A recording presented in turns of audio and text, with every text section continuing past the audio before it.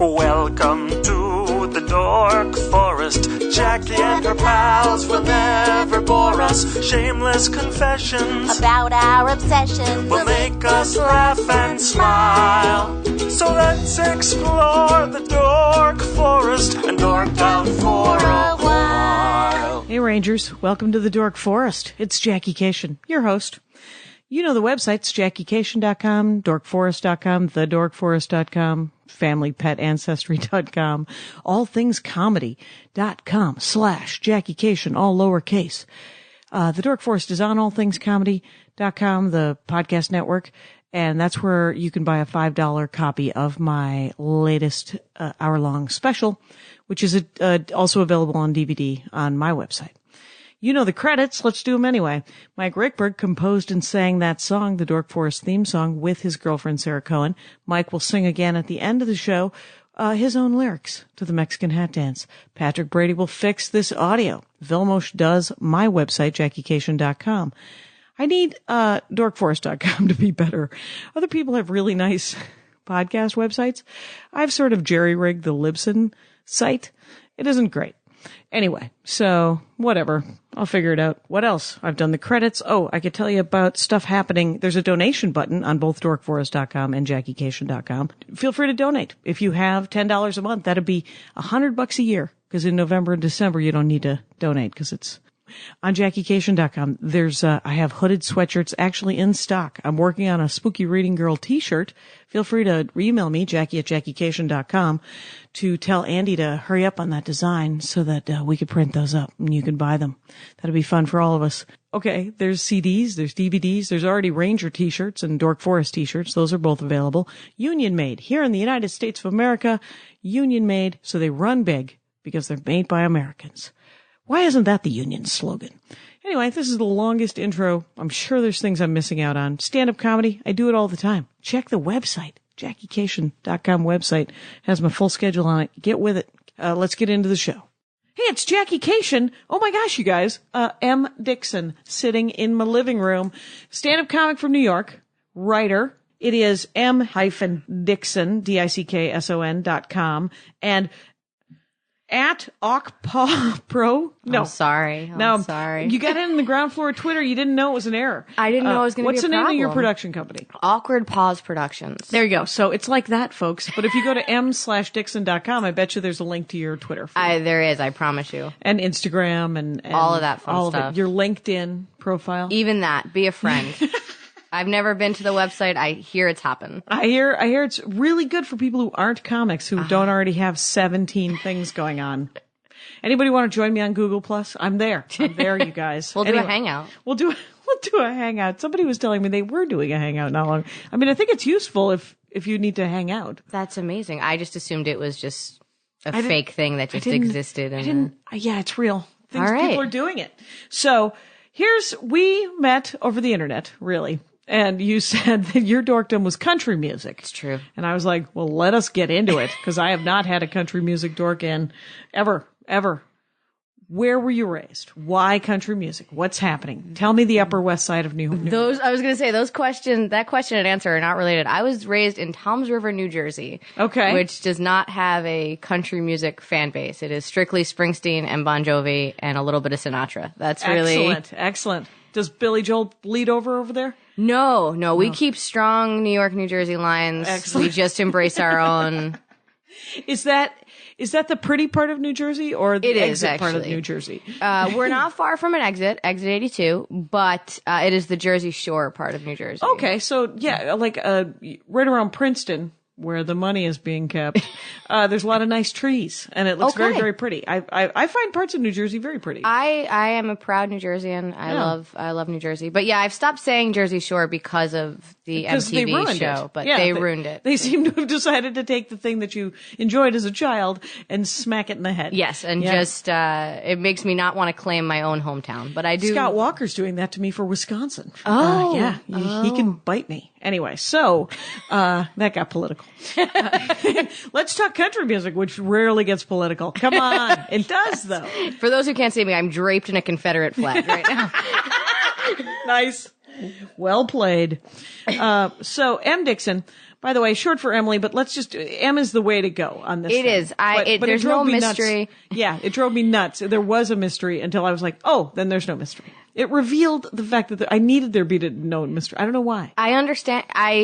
It's really pointless because I'll say M and somebody will go, well, what's that for? So I could just do it. Right. But it's Emily Dickson. You can't Google Emily Dickson. I think she'd mean the dead poet. It all becomes very confusing. Right. And your parents were hilarious. My mother does not care. She will tell you that her whole life she was going to name her daughter Emily. The fact that she married a guy named Dickson for 5 minutes did not deter her from her plans. She's like, this will not stop me.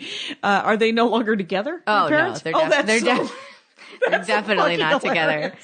They're incredible. And my mother gets a kick out of it now because I am a writer. Yes. So when somebody gives me shit about my name, she's like, tell them what you do for a living. I'm like, you didn't cause, it wasn't like a monkey's paw wish that you did with my name. And you were a sitcom writer on Instant Mom, which is on like Nick at Night and TV Land. And TV Land and BET and one other thing that I didn't remember what that was. Centrix. It's its own channel.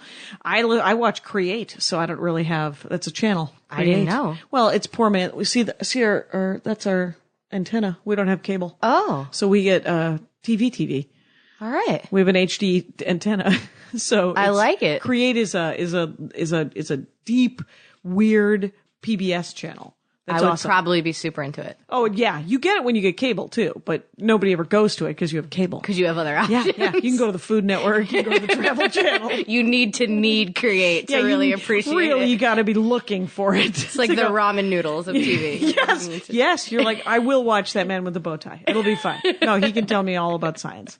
Okay. So what happened? So was your mom into country music? How did it happen?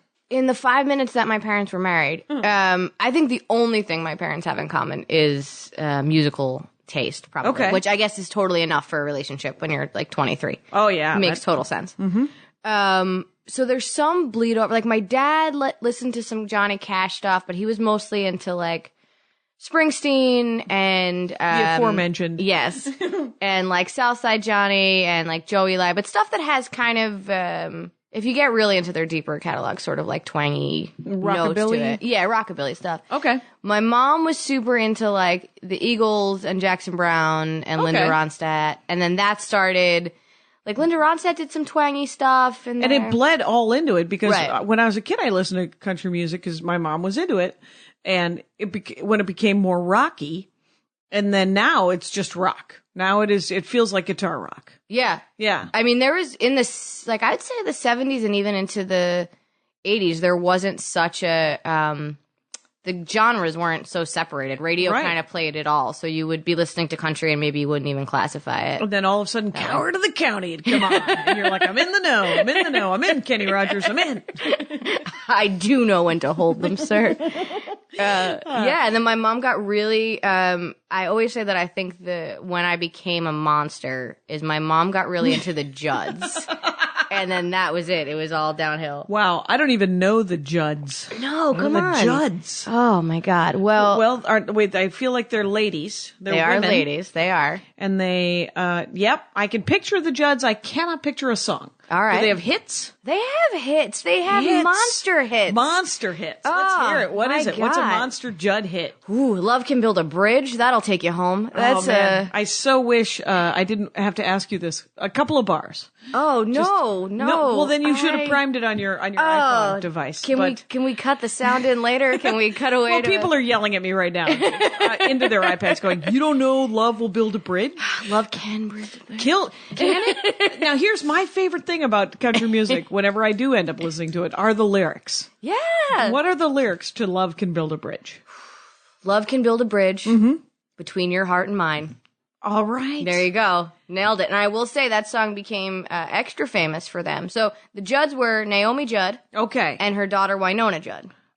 Also, Naomi Judd, also the mother of actress Ashley Judd. Did not know that.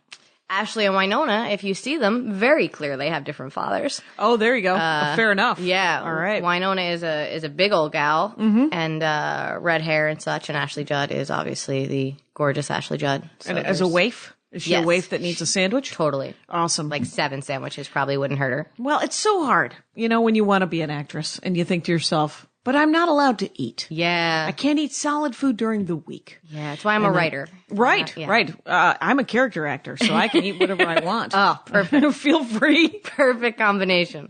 Feel free to book whatever airport cop, any sort of, PTA mom kind of like thing it. that you're looking for.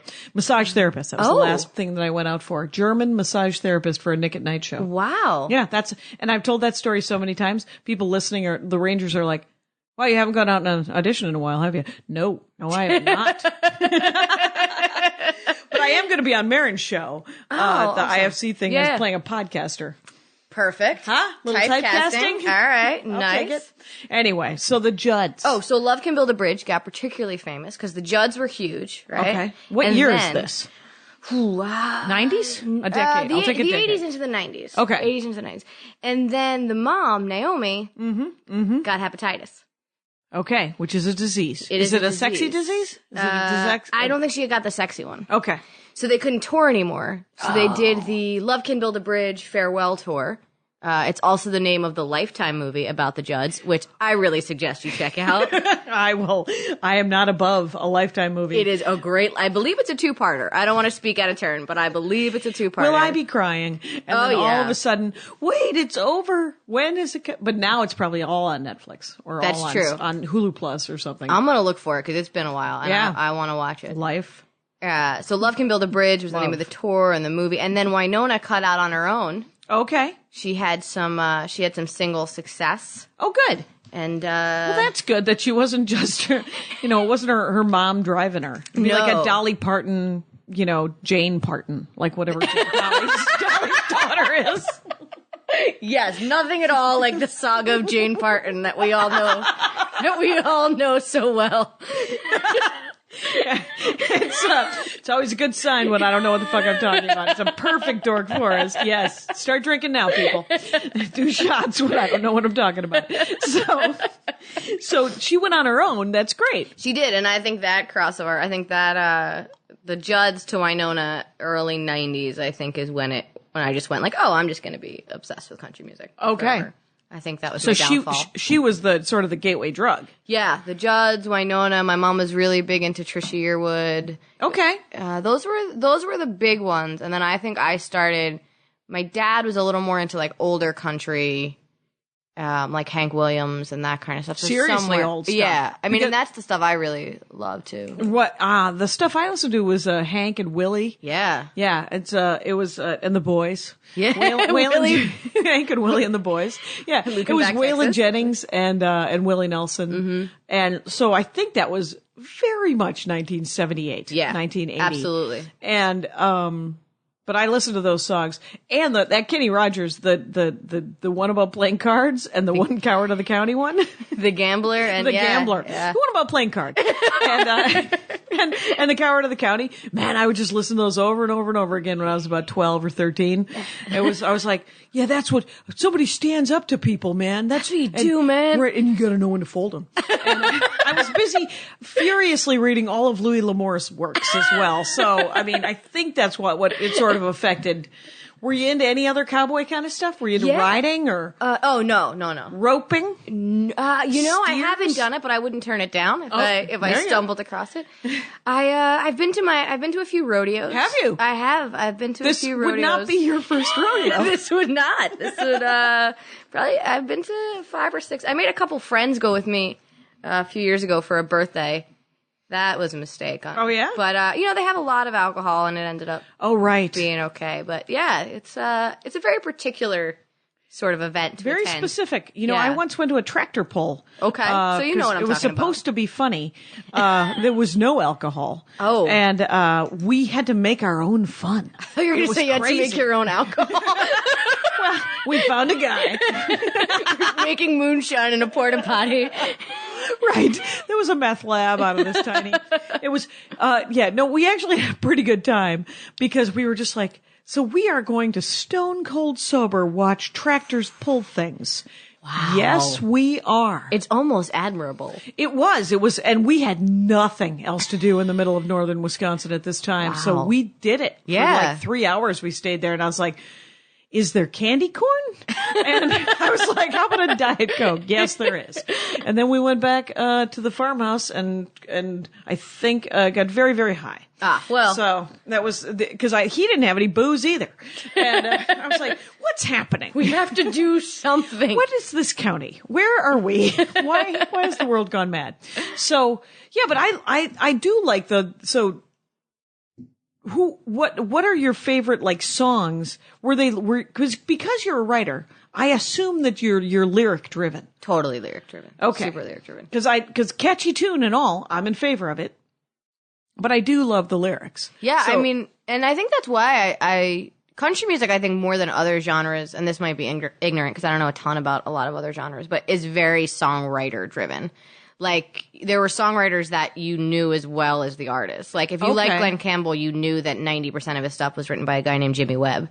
So, I like Jimmy Webb as a songwriter. Yeah. Even now, like Laurie McKenna is a songwriter that I'm a big fan of. So I will listen to artists that I might not normally listen to because I know that she wrote the song. That's interesting because back in the 50s, people had songwriters. Right. And now everyone's singer-songwriters. Yeah. And country music is one of the only places where that songwriter model is still happening, right? Yeah, a lot of it. I mean, plenty of artists do write their own stuff, but I think it's more common for them to co-write with somebody that's more known as a songwriter. But there are people that really tend to stick to one artist or another. Who can hear their voice. It's sort of like having someone to write for Conan or whatever. I mean, they can hear what they want to sing about. Yeah, I think it's sort of a really similar process in a lot of ways. Yeah. Oh, the monologue jokes? Yeah. I bet you're right. Yeah. Well, it is. It's hearing like a voice and hearing what will work for some. Like, Brad Paisley is an artist that's been pretty big since probably the late 90s. And he tends to he likes some humor in his songs. Okay. And he writes a lot of his stuff, but a lot of it's co-write with a guy named Kelly Lovelace. So he obviously gets his voice. So it can kind of be similar. And oh my God, I'm going to forget who it is. And he retired. Garth Brooks. Yeah. Garth Brooks currently on tour. Currently on tour. Back from the dead. Oh my gosh. Where did he go? He retired. And decided to raise his children? Was that it? That was the plan. Right. Yes. When was that? Was it good 10 years ago maybe? Or yeah, probably even longer. Garth probably retired in I'm going to say 2001 maybe is my guess. 2001, 2002. Did he plan 9/11? I think so. Right? And then he left it the hasn't country. been confirmed, Right. but I'm working on a Tumblr. Truther, get on it. And I'm working on a Tumblr. Yes. So, and now he's back. He's back. He retired to raise his kids in Oklahoma. Okay. And then he came out of retirement a couple times for charity shows. I actually saw him. Nashville flooded really badly in 2010. Okay. And he came out of retirement and did 9 shows, and I went to go see one of those shows down in Nashville. Oh, wow. And then he did a residency in Vegas 2 years ago, and now he is out on tour again right now. But it's been a while. Now he's back. Right. Does he have new albums? He does have a new album. He's making life really difficult. I'm actually kind of pissed at Garth Brooks. Oh, really? He won't do iTunes and he won't do Spotify. He's made his own company. Yeah. That you have to buy his music through, but you can't get a hard copy of the disc. And you cannot get a hard copy of the disc. I don't think so. You have to be able to get a hard copy. That's so weird. I'm pretty sure you can't because I would have it in my car. Right, I don't think you can. You would be willing to buy them. Yeah, I paid $29.99 to download his whole catalog and the new songs, but it won't add to my iTunes correctly because they're not, it's very, very difficult. Because they're not configured. Yeah. And they aren't configured. Have you put them into Windows Media? I've done something that's let me get 6 out of 10. Okay. And I can't get the other 4. Okay. But I'll be honest, the album's not really doing it for me anyway, so I haven't tried that hard maybe to get the other 4. Oh, fair enough. Because I think it's a learned skill for sure, and if it's a muscle if you stop working it. It's got to take you a couple of years to get back in your groove. I would think so, and I still am a big Garth fan. Garth Brooks Double Live is probably my Desert Island album. Oh yeah, I would totally do that. My God. I'd be swinging from trees. I'd be having a good time. What songs are on that? Oh, all of them, Jackie. Tearing It Up and Burning It Down. That's a crowd pleaser. Much Too Young to Feel This Old. That was his I don't even know that one. I've first never even heard single that one. ever, and it's still probably like one of his biggest. Okay. Colin Baton Rouge. Okay. Friends in Low Places, which Friends in Low everybody- Places, which is a hit. That was a huge hit. That one I know. That one I know. That was a huge hit. Sure. I remember that one.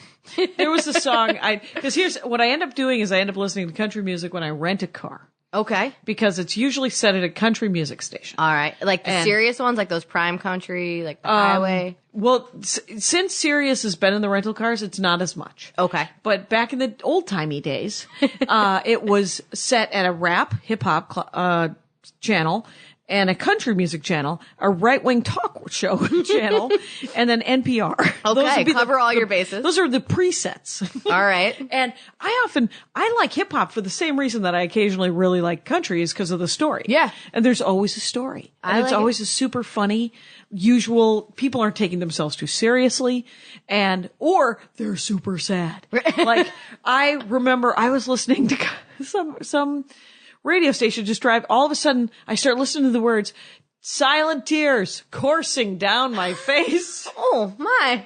I don't know if you remember this one. I don't know who sings it.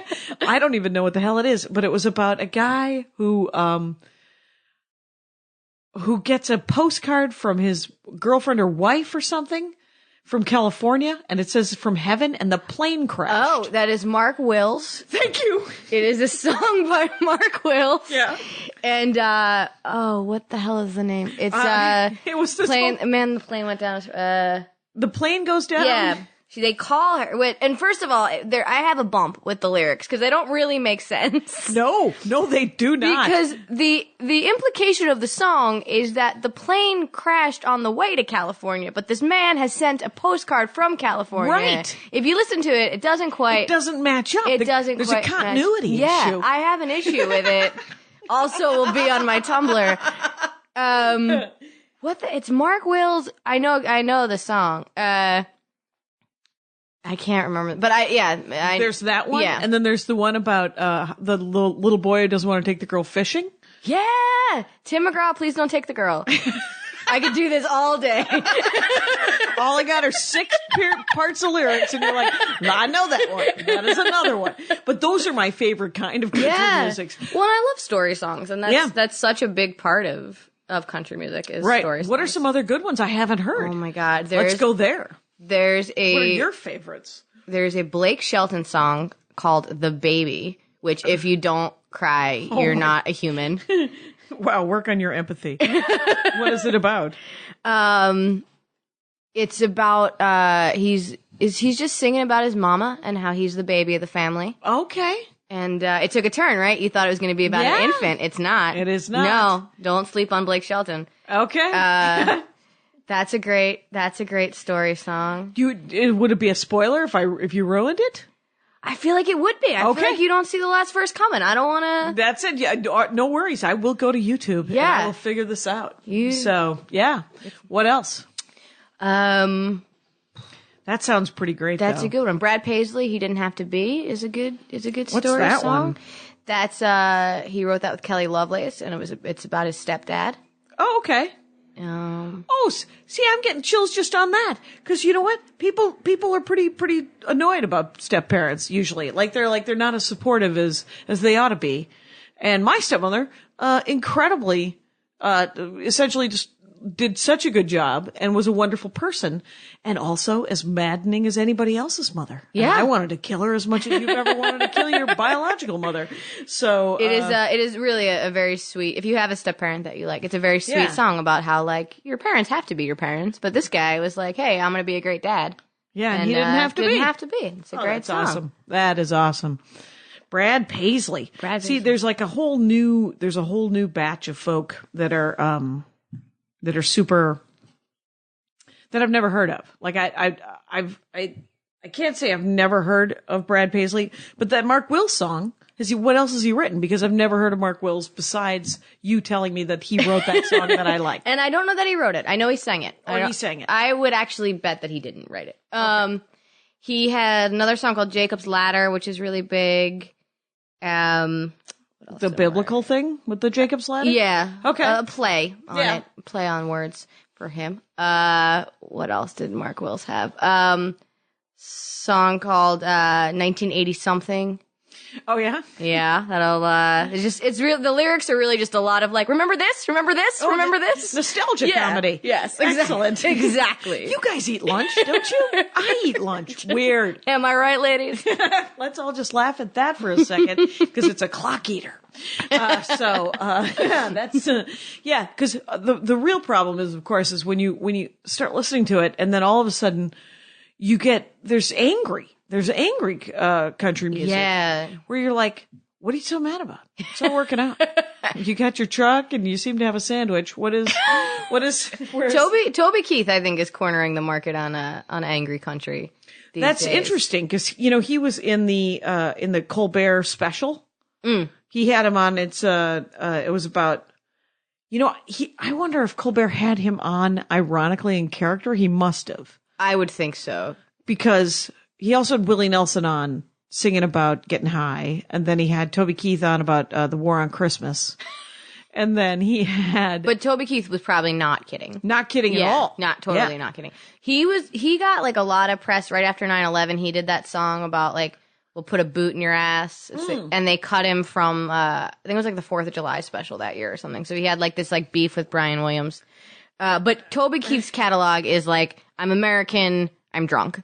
Like that is. That's the extent of it? Yeah. All that's right. like, that's pretty much what he does. All right. Well, then I don't need to hear all of that. I can just hear, I've heard one of those songs. That's all you need. Yeah, I'm good. I'm good. So he's not a go-to. No. And then there's a lot of great women singers. There are. That, it's almost, that's not true. There's a lot of, I was going to say, it's almost more no, there's women singers in every kind of singing because people like singing. For some reason, do like singing, yes. It doesn't get super sexist. I'm sure that the music industry is monumentally sexist. I'm sure. But, nobody ever says, I don't like women singers. Yeah, you won't do a concert where they'll only book one chick singer, probably. That probably won't be something that that will never be an issue, it turns out. So that's kind of fun. Who are your favorite women cowboy singers? Country music? I'm a huge Trisha Yearwood fan. What has she done? Well, right now she's married to Garth Brooks, so that's interesting. A thing. I don't want that to be her only credit, but that is a big one. Right. She's a person unto herself. She's as well. a person. She had a song called "She's in Love with the Boy," which is really big in the 90s. Oh, I remember that one. Yeah. She had I've rented some cars. I've traveled the United States. Sure. I'm a huge Dolly Parton fan. I love Dolly Parton. I love Loretta Lynn and Tammy Wynette. I love all those. Okay. Those older gals. Those older gals. Are those older gals still working? Well, Tammy Wynette is dead. Okay. So less. Is she up in heaven making God happy? She might be because George Jones passed away last year, and they were big duet partners. So I imagine they're doing that. Dolly Parton is still doing her thing. She's amazing. Okay. And I'd actually really like to see her. She's amazing. You've seen her live? I have, and it was just mind blowing. Okay. I think I cried the entire time. Wow.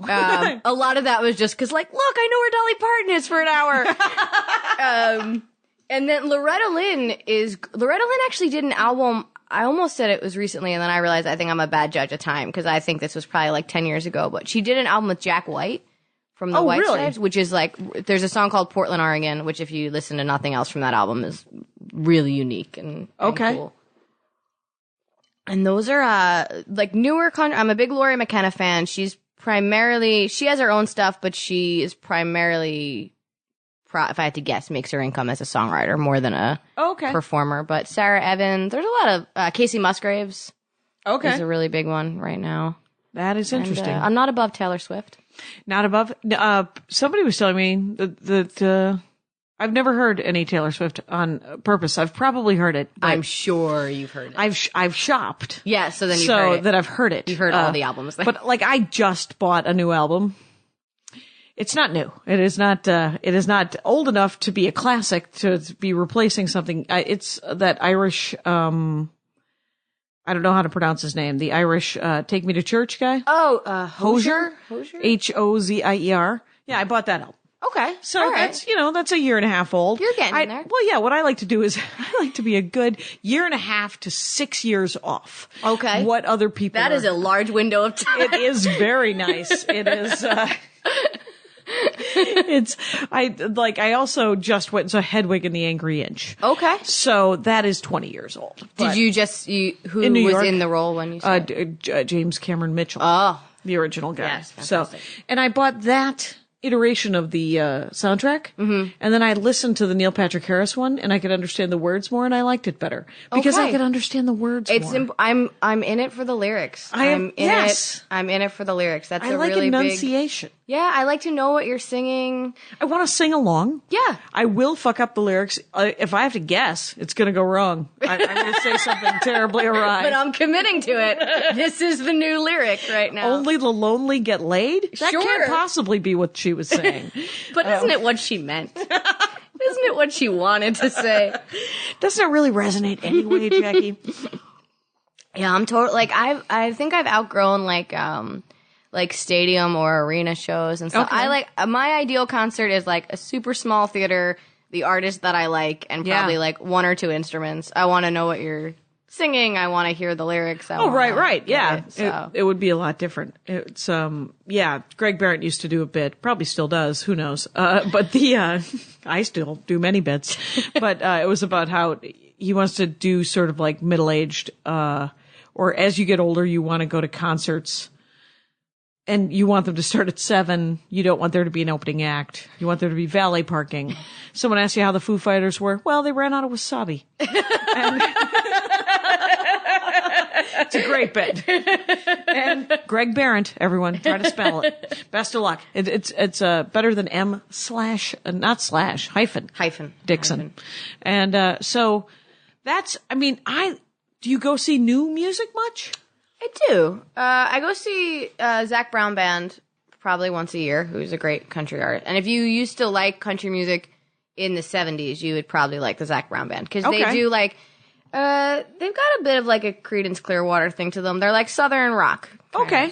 Oh, nice. So I try to see them once a year. I just saw Jennifer Nettles, which is a really fun show. She used to be she still is, I guess. She's doing her solo stuff right now. A country band called Sugarland. Mm-hmm. And she did her own stuff. And what she did 2 songs that were cool if you're a country fan because they were basically answers to famous country songs. Oh, that's fun. Like she recorded a song called That Girl, which is supposed to be the Mistress's version of Dolly Parton's Jolene, like a take on it. Oh, okay. And then with Sugarland, she did a song called Stay, which was the answer to a Reba McEntire song called Whoever's in New England, which was already an answer to a Barry Manilow song called Weekend in New England. So there's kind of like this weird that's mystery fun. It's super fun. I don't mind that. Yeah. So like she started the concert playing Jolene like over the sound system. And Who was this? Her name is Jennifer Nettles. Yeah. I've never heard of her. Nettles. Yes. And so she started the concert.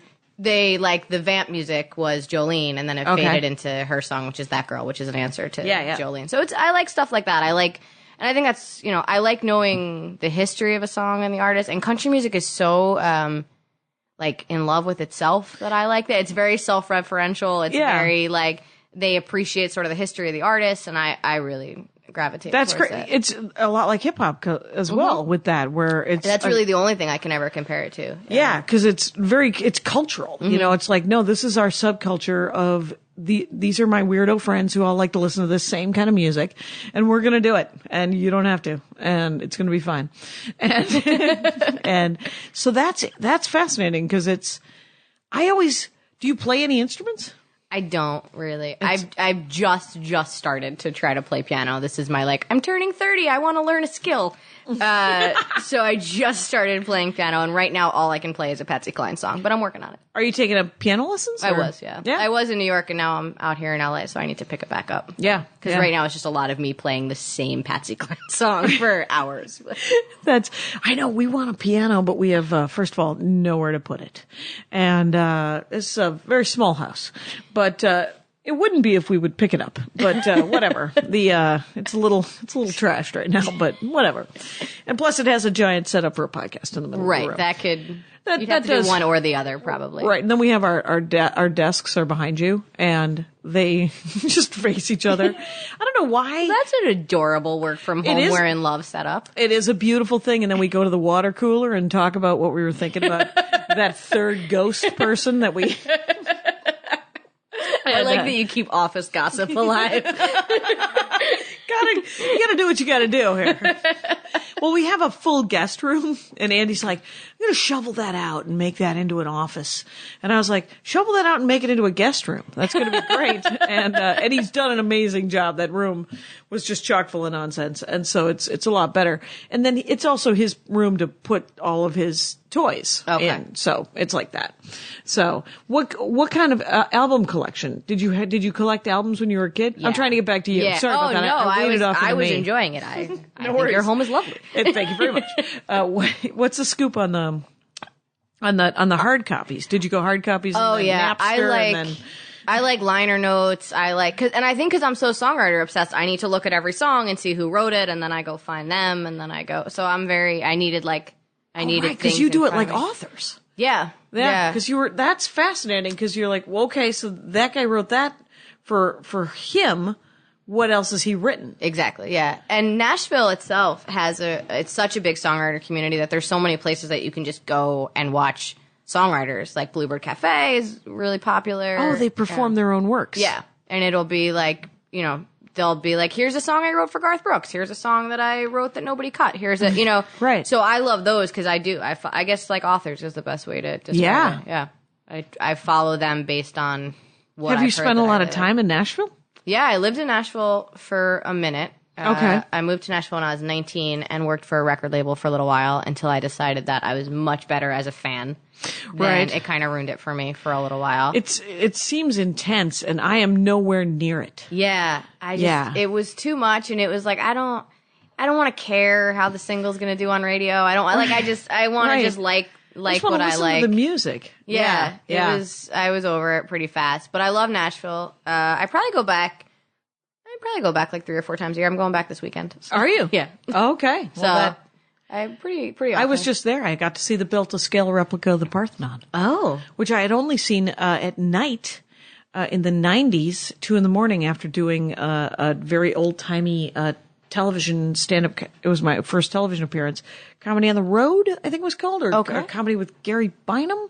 Who knows what it was called? Who knows? But I bet it was. But I thought that the built-to-scale replica. Have you been to the Parthenon?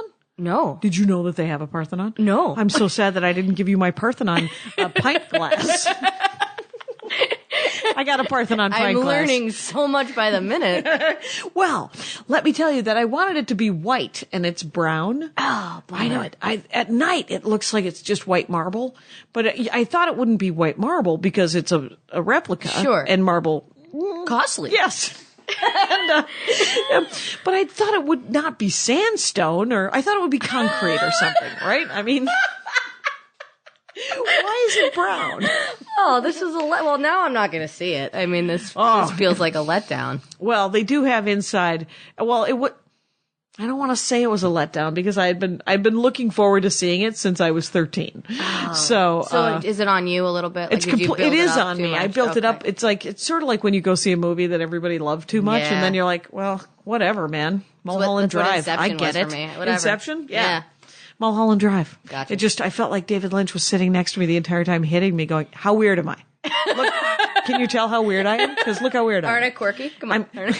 Look at this quirk. Look at this. 45 minutes. I actually left the movie. Oh. I was like, and I'm done. I'm done with the weird. And I would have been bad with like Memento, which he did not do. Okay. But I would have been. I've only ever walked out of a movie. I walked out of Bling Ring. Bling Ring? Bling Ring was What's that? Awful. There's that movie they made about those. It was based on a true story about those kids that were breaking into like Paris Hilton's home and stuff. Yeah. Oh my God. I heard it was fascinating. Oh, awful. Awful. Dude, were you just going, well, who raised these people? Yeah. What is this? I was outraged as a citizen of this country. Right. It was horrible. Yeah. It was horrible. Yeah. I couldn't watch it. Yeah. I didn't want to see it myself. I mean, I was like, well, I'm glad it was good. And it wasn't. They said it was funny. Was it but not funny? It's not. If it's funny at all, you're like laughing at them, which I'm never really comfortable with. Which is another problem. And I don't think there was a script. I would be shocked if there was a script. I think they said, like, go raid this closet and improvise. Because 90% of the movie is them going, I want it, get it, okay. Like, that's the movie. And then they're doing a ton of coke. It's awful. Right. That's just bad leadership. I don't know who decided to make that movie. Yeah, it was why I didn't watch the Scientology thing. It's why I haven't read the Scientology thing. I was like, no, I'm fully informed about the thing I don't want to join. This is the HBO documentary? Yeah, I Going Clear. Want to see it. I'm just going to be made sad. I think I'm going to be made angry and sad, and I'm already angry and sad when I look at the news. That'll do it. That'll do it real fast. Right, so I don't need to go look for some longer version of the news. To be fair, though, looking for things to make me sad is a lot of why I listen to country music. Nice. Okay, now, I love that. That is an excellent segue. And what is the...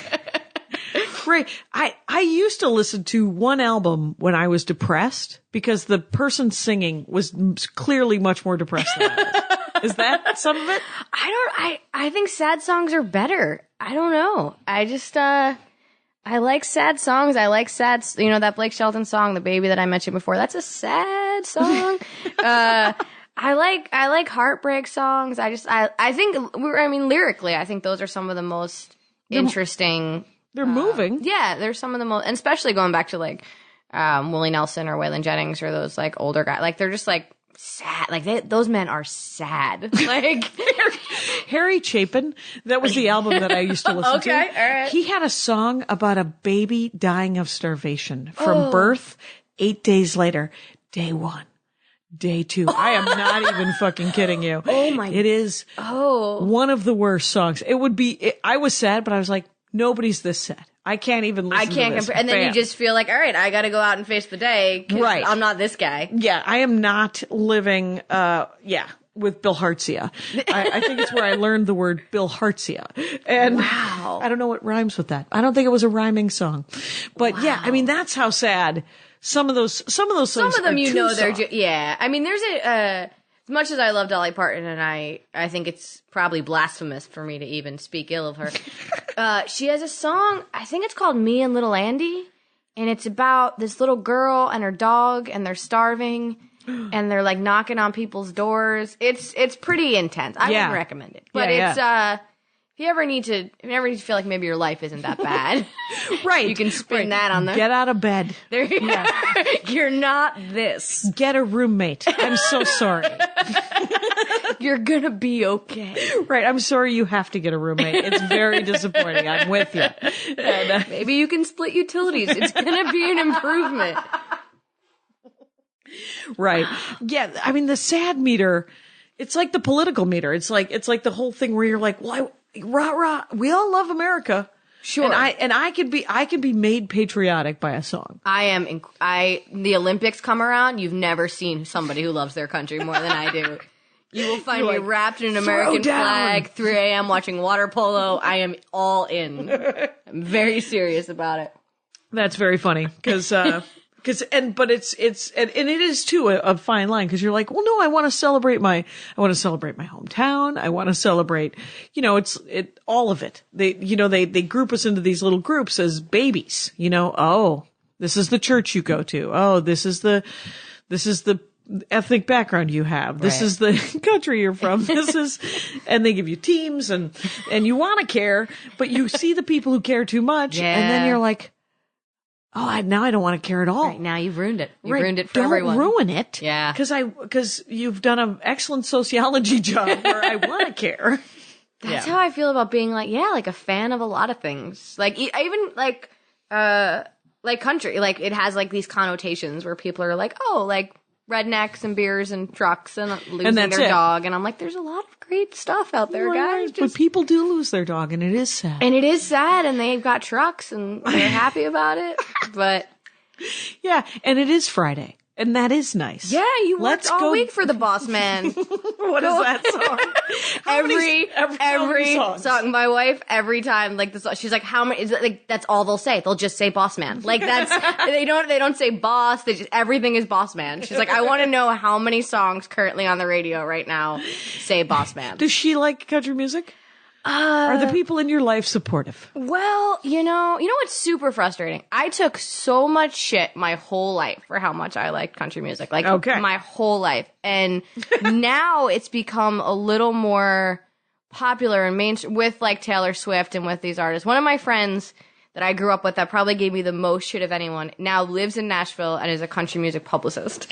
Oh, yeah. So it's been there's been turning tides. My wife likes it. Sometimes I'll put, like, if we get in a car and there's Sirius XM and I want to listen to prime country, which is like country from the 80s and 90s. Okay. That has gone too far for her. Oh, really? She won't do that. Oh, she won't go old school. She won't go old school with me.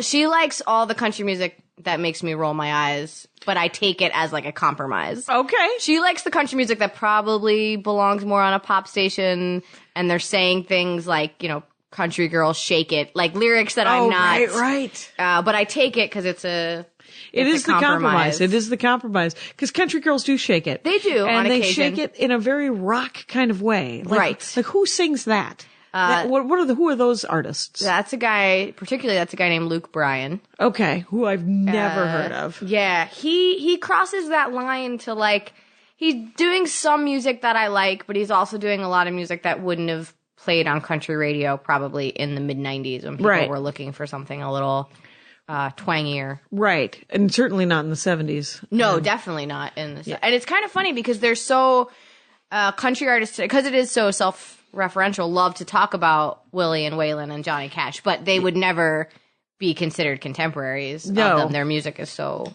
different. So very different. And the guys that still do that kind of music, like Zach Brown, or there's this guy, Eric Church, really do stick out in a way that I like, because it does remind me of sort of the 70s. Yeah, that's sort of open. Like, Andy, my husband, enjoys, his moms listen to country music, but they listen to all of it. They love Brad Paisley. Okay. And they love it all. But he liked me, Waylon and Willie and Kenny Rogers and all those, so the older guys. And then Garth Brooks was sort of the only touchstone in the next generation that I really liked. Yeah. And then I would, and occasional songs.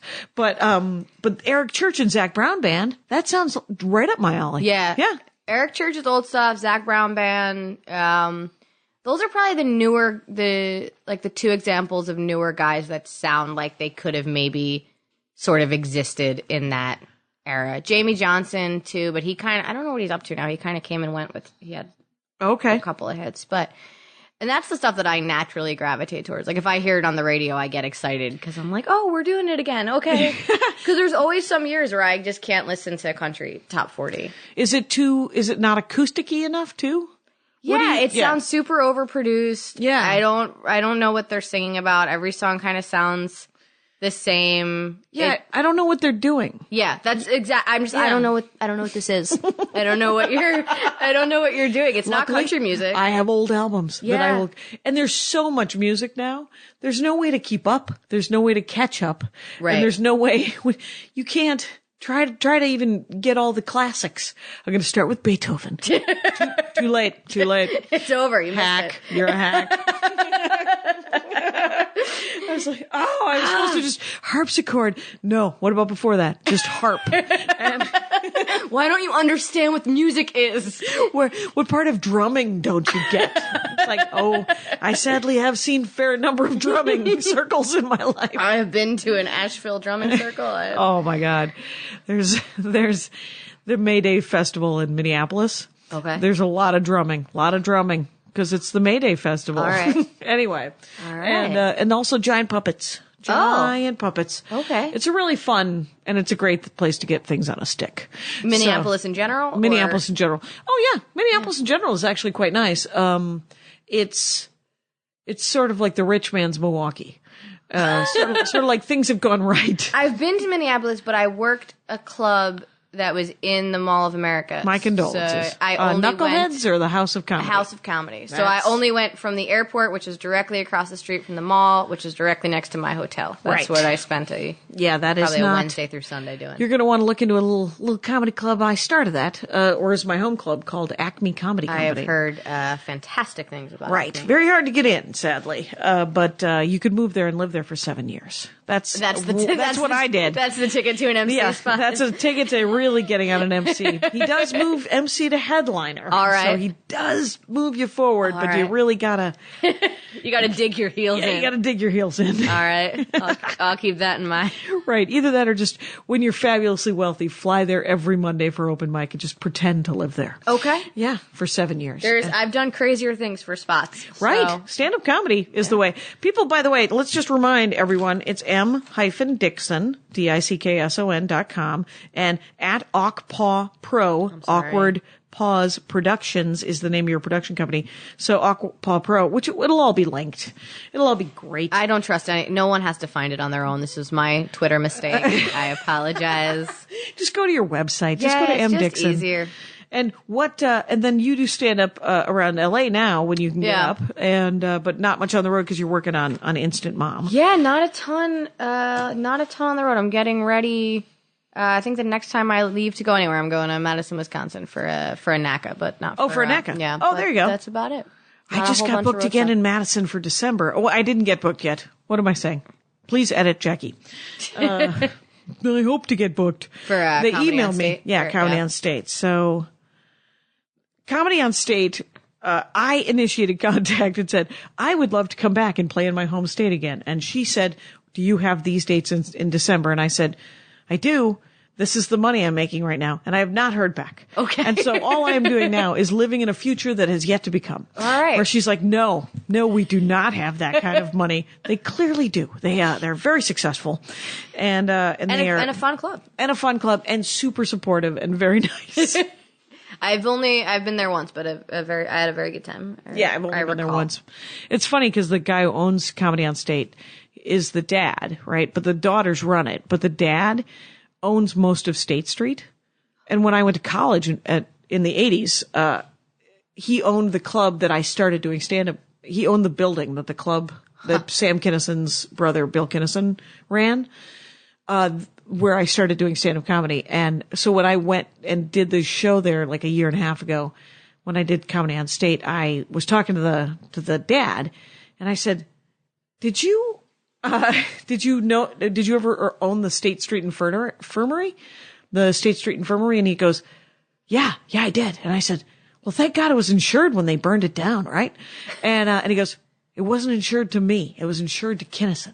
Wow. To Bill Kinnison. And I was like, oh, how did that work out? And he said, it made me really, really mad. And I said, well, things seem to have really shaken out really nicely. And he goes, oh yeah, things are fine now. I was going to say, they might not be booking you again, depending on how that conversation. Well, no, and he knew it wasn't my fault. I was 19. Just salt in this particular wound. Right, I did feel bad about it. I was like, and backpedal. Okay, so you're doing great. You own that theater now. Didn't you just buy that building? Okay, you're good. Things have turned around. Well done, sir. Well done. You're fine. You are the American dream, Greek immigrant, perfectly nice man. Sounds wonderful. So you're going to go to Nashville this weekend. I am going to Nashville this weekend. This won't air for a couple of weeks, but what are you going to go see, do you think? I like to hang out on Broadway, and they have for those, if you haven't been to Nashville, there's probably 10 or 11 iconic bars on one street that from 11 a.m. until 2 a.m. just have live bands all day.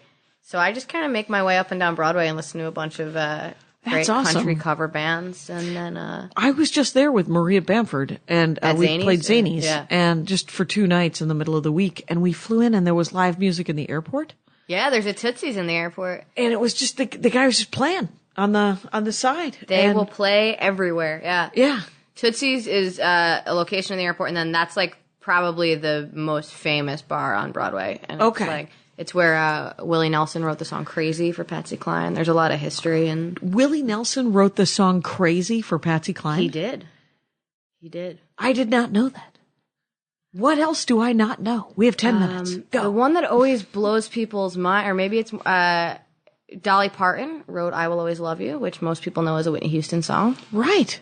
But Dolly Parton wrote it for Porter Wagner when she was leaving the Porter Wagner show. Huh. And who's Porter Wagner? oh, he was a delightful gentleman that had a TV show, and he wore a lot of rhinestone suits. Oh, very nice. And Dolly Parton used to be sort of his girl singer that would come on occasion. And then when she decided to leave the show to do her own thing, she wrote "I Will Always Love You," which became a much bigger hit in 1992 for Whitney Houston. What? When was Mr. Porter on the television? I think that's probably the 60s, I would guess. Really? I could be wrong. It could be the late 50s or early 60s. Oh, really? So a long time ago. Long time ago, yeah. What was the name of the show? I think it was just the Porter Wagner show. Okay.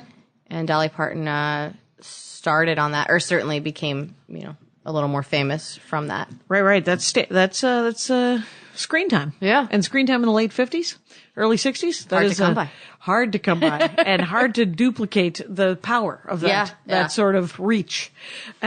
But she has said if all she, and I could be misquoting her, but if all she ever did was write that song, that she would still be a multimillionaire from the success of it in the Right, in the 90s. royalties and just every month. Yeah, and then in reality, she's written thousands of other songs. So Really? she does okay. I did not know that she has was a theme park. songwriter. Oh, she writes all her stuff. Oh. Dolly Parton writes 9 to 5. She wrote on her nails, which is great. If you hear the beginning of the song, she wrote it on her fake nails. Really? Yeah. This is all true. What? Yeah. The beginning, Dolly Parton wrote the opening of 9 to 5 by playing it on her. I mean, it was changed to instruments, obviously, when it was recorded, but that is how she wrote 9 to 5. Oh, that's funny. She's definitely covered other people's songs, but she is a incredibly prolific songwriter. Yeah. Holy smokes. And owns a super fun theme park in Tennessee. What kind of theme park? It's called Dollywood. I've heard of Dollywood. Is it just like Six Flags? Is it like Disneyland? What are we looking at? I would compare it more to a Disneyland, which I didn't expect. I thought I'm gonna go. It's gonna be like Six Flags. It's gonna be it's like super clean, really family friendly, but a lot of good rides and still good rides. Still good rides, and not and like creepy Bible. No. Is it Bible related or no? No, I mean, no, there's like a little church on premises that people really just take pictures in, but it's not like overly Christian or anything like that. Right. It's just a nice amount of Christianity. Just a touch of Christianity. Just a touch of whatever your religion is exactly. fine. There's a lot more like butterflies. When I get my Jesus. nails done, they get your happy cat, you got a Buddha, you got a bunch of fruit in front of it. I don't mind that. That's just a touch of Buddhism. There you go. That's plenty for my nails. That's all that Dollywood's going to give you. It's that's exactly what I'm looking for. Just a touch of Christianity and some good old-fashioned wooden roller coasters. Exactly. And some people singing in wonderful shows. There's some great shows at Dollywood. It's a good time. Oh, that is good, because they have stages and stuff. They do. And why wouldn't they? That makes perfect sense. Yeah. Does she perform there? She performs there every year when they open for the season. She goes and does a big show. Huh. And seems like a good time. I haven't been to that. But. Who should I see before they die quickly besides Dolly Parton? Because they're all going to die. They're all going to die. Randy Willie Travis Nelson? is going to go soon, probably. Really? What's Randy Travis's ailment? Alcohol. Is he a big drinker? He crashed his truck into a tree. Maybe last year we thought we were going to lose him. He was naked in the woods.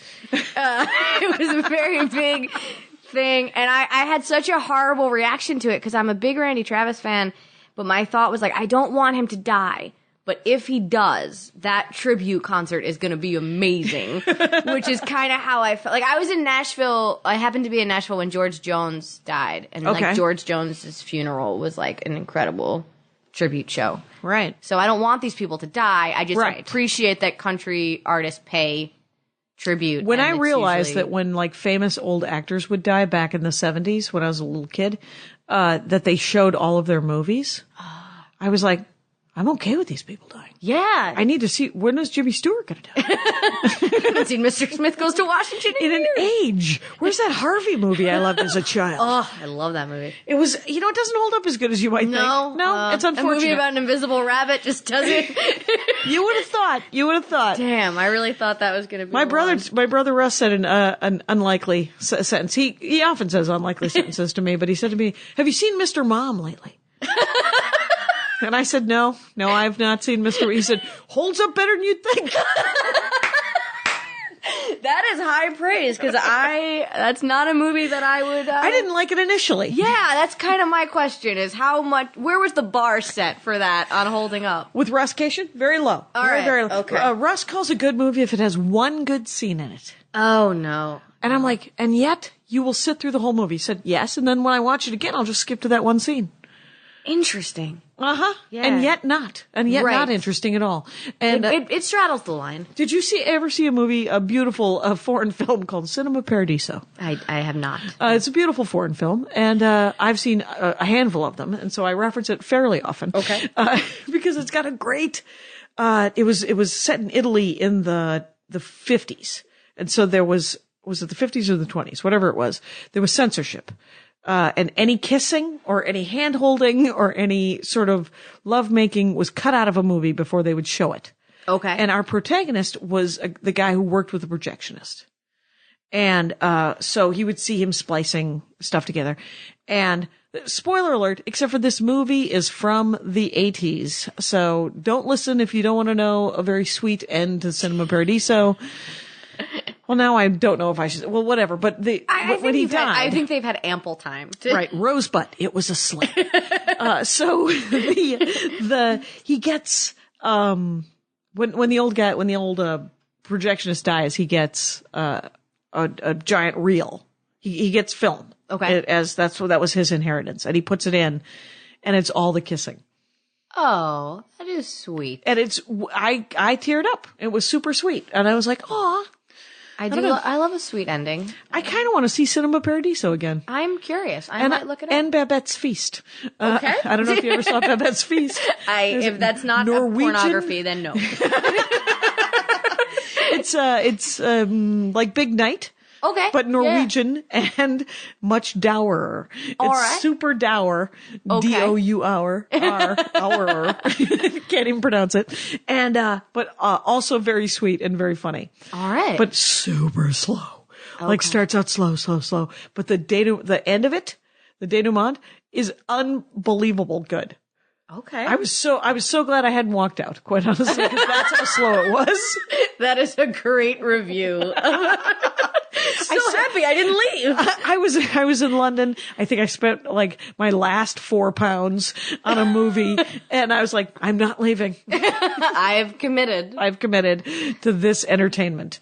And yeah, so okay, so you think I totally weeded you off again. That's okay. I'm learning a lot about foreign film. Sure, there's foreign film to be discussed. So I should see that guy, but Randy Travis. Randy Travis, yeah, he's gonna die. Okay. You know, the older Dolly. guys are gonna, Dolly for sure. Yeah. Because they're all in their late 70s now, right? Yeah, or they're early all 80s. I mean, Randy Travis isn't that old. No, but Dolly and Willie and yeah, they're not gonna be. Yeah. They're not long for this world. Right. They're not going to live to be at 200 years old. So no. I saw Barry Manilow, about 10 years ago. Barry Manilow. He was unstoppable. You should listen to the episode of The Dork Forest with Bridget Everett, whose dorkdom was Barry Manilow. She's a Fanilow. Yeah. Total Fanilow. Wore a sweatshirt and a necklace.